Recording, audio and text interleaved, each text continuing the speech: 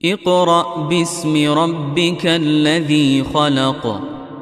Read in the name of your Lord who has created. মহানবী হযরত মুহাম্মদ সাল্লাল্লাহু আলাইহি ওয়াসাল্লাম ছিলেন অত্যন্ত দয়ালু ও কোমল হৃদয়ের অধিকারী। তার দয়া ও ভালোবাসা ছিল সকল মানুষের প্রতি। তবে শিশুদের প্রতি তার কোমল ও স্নেহময় আচরণ ছিল তুলনাহীন। শিশুরাও তাকে গভীরভাবে ভালোবাসত এবং তার কাছে ভিড় জমাত। তারা তার কাছে নিরাপদ অনুভব করত এবং শান্তি পেত। ফলে তারা তাকে হৃদয় ও মন দিয়ে আপন করে নিয়েছিল, কারণ তিনি ছিলেন রহমাতুল্লিল আলামিন বা বিশ্বজাহানের জন্য আল্লাহর এক বিশেষ রহমত। নবীজি শিশুদের সঙ্গে কোমল ভাষায় কথা বলতেন। তিনি তাদের গুরুত্ব দিতেন এবং তাদের কথা মন দিয়ে শুনতেন। দেখা হলে তিনি আগে শিশুদের সালাম দিতেন। আবু হুরায়রা রাদিয়াল্লাহু তাআলা আনহু বর্ণনা করেন, একবার রাসূলুল্লাহ সাল্লাল্লাহু আলাইহি ওয়াসাল্লাম খেলায় মশগুল একদল শিশুর পাশ দিয়ে যাচ্ছিলেন। শিশুরা প্রথমে তাকে খেয়াল করেনি। তখন নবীজি সাল্লাল্লাহু আলাইহি ওয়াসাল্লাম স্নেহ ভরে বললেন, আসসালামু আলাইকুম। শিশুরাও আনন্দের সঙ্গে উত্তর দিল, ওয়ালাইকুম আসসালাম, হে আল্লাহর রাসূল সাল্লাল্লাহু আলাইহি ওয়াসাল্লাম। ছোট সাহাবী আনাস ইবনে মালিক রাদিয়াল্লাহু তাআলা আনহু ছিলেন খুবই মেধাবী। তার মা তাকে ইসলাম শিক্ষার জন্য নবীজির ঘরে পাঠাতেন।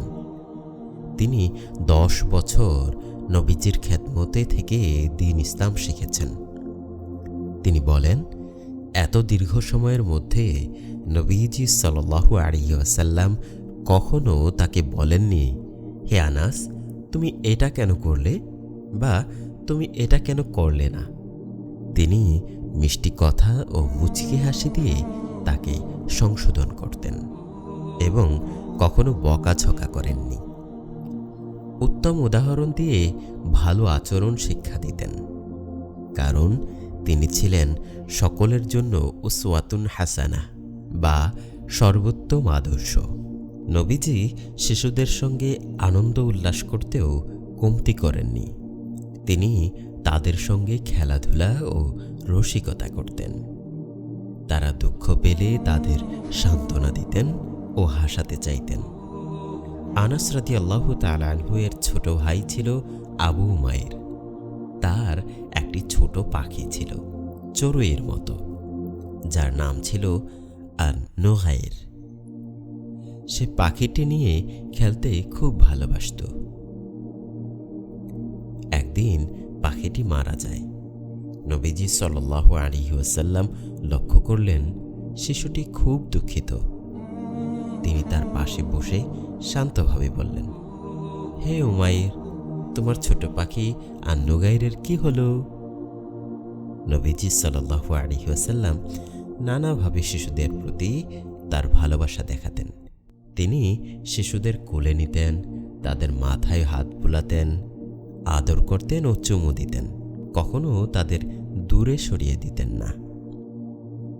নামাজের সময় তার নাতি হাসান ও হুসাইন রাদিয়াল্লাহু আনহুমা তার পিঠে উঠে খেললেও তিনি বিরক্ত হননি, বরং তাদের খেলার সুযোগ দিতে সিজদায় দীর্ঘ সময় থাকতেন।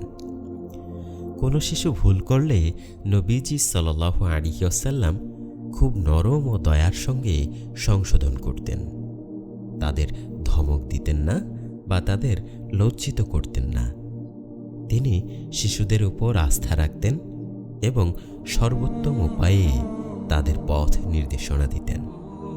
একবার তিনি এক কিশোরকে বলেছিলেন, হে বালক, আমি তোমাকে কিছু কথা শিখিয়ে দিচ্ছি। আল্লাহকে স্মরণে রাখো, তিনি তোমাকে হেফাজত করবেন।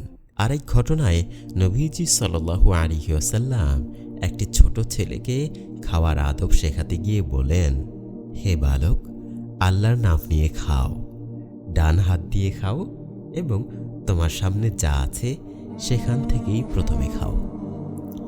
নবী মুহাম্মদ সাল্লাল্লাহু আলাইহি ওয়াসাল্লাম শিশুদের গভীরভাবে ভালোবাসতেন এবং তাদের উজ্জ্বল ভবিষ্যৎ কামনা করতেন। তার অল্প বয়সী চাচাতো ভাই ছিলেন আব্দুল্লাহ ইবনে আব্বাস রাদিয়াল্লাহু তাআলা আনহু। তিনি ছিলেন জ্ঞান অর্জনে অত্যন্ত আগ্রহী। নবীজি সাল্লাল্লাহু আলাইহি ওয়াসাল্লাম তাকে ইসলামের অনেক গুরুত্বপূর্ণ বিষয়ে শিক্ষা দিতেন। একদিন নবী সাল্লাল্লাহু আলাইহি ওয়াসাল্লাম তার জন্য দোয়া করলেন, আল্লাহুম্মা ফাক্কিহহু ফিদ্দীন ওয়া আল্লিমহু তা'ওয়ীল। হে আল্লাহ, তাকে দ্বীনের গভীর জ্ঞান দান করুন এবং তাকে কোরআন ব্যাখ্যার ইলম শিক্ষা দিন। নবীজি সাল্লাল্লাহু আলাইহি ওয়াসাল্লামের এই দোয়া এবং ইবনে আব্বাস রাদিয়াল্লাহু তাআলা আনহু এর শেখার আগ্রহের কারণে তিনি পরবর্তীতে কোরআনের অন্যতম শ্রেষ্ঠ ব্যাখ্যাকার ও মহান আলেম হিসেবে পরিচিত হন। শিশুরা রাসূলুল্লাহ সাল্লাল্লাহু আলাইহি ওয়াসাল্লামকে ভালোবাসত, কারণ তিনি প্রথমে তাদের ভালোবাসতেন, তাদের সমস্যা শুনতেন দয়া, ধৈর্য ও মনোযোগ দিয়ে, তাদের অনুপ্রাণিত করতেন আনন্দ ও গভীর সম্মানের সঙ্গে। প্রতিটি শিশু তার কাছে ছিল মূল্যবান ও ভালোবাসার যোগ্য। শিশুদের সঙ্গে আমাদের কেমন আচরণ হওয়া উচিত সে বিষয়ে নবী মুহাম্মদ সাল্লাল্লাহু আলাইহি ওয়াসাল্লাম ছিলেন আমাদের জন্য এক অপূর্ব আদর্শ।